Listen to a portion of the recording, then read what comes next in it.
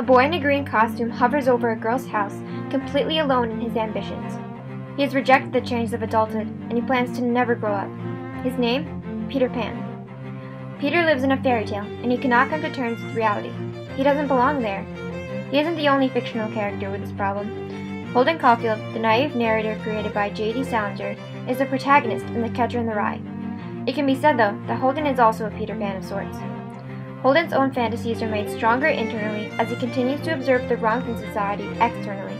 He is kicked out of boarding school, Pencey Prep, where he was sent by his parents. Being sent to boarding school in the first place hints at the absence of parents in Holden's story. Consequently, Holden sees adults as heartless, phony people who have lost the innocence and inquisitiveness of childhood. After he escapes Pencey, Holden Caulfield finds himself lost and lonely. He never collected many friends at the schools he attended, and as he wanders through New York City, he finds himself alone as ever. He walks crowded streets but only sees blank faces.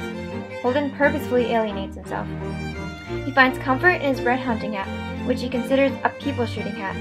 With it, he can fend off the mistakes he is blamed for. Besides red, the color green is even more insignificant in the novel. Allie, Holden's younger brother who died at age 11, wrote poems in green ink on his baseball mitt, which represent his virtuous intent.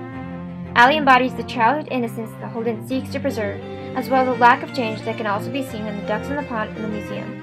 Additionally, when Holden encounters a prostitute named Sunny, he refrains from having sexual intercourse with her because of her green dress, her last shred of innocence.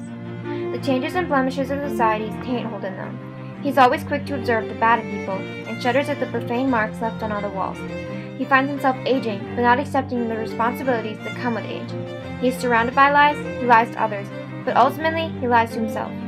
He plummets deeper into his own fairy tale by imagining a specialized career for himself, the catcher in the rye. He wants to be the Peter Pan surrounded by a group of lost boys, the figure surrounded by children who catches them before adulthood. It takes his old teacher, Mr. Antolini, and his younger sister Phoebe to realize that the fall of adulthood is not as Holden anticipates it. If he does not accept the changes of his environment and roll with the inevitable, he will become even more isolated and endangered by reality.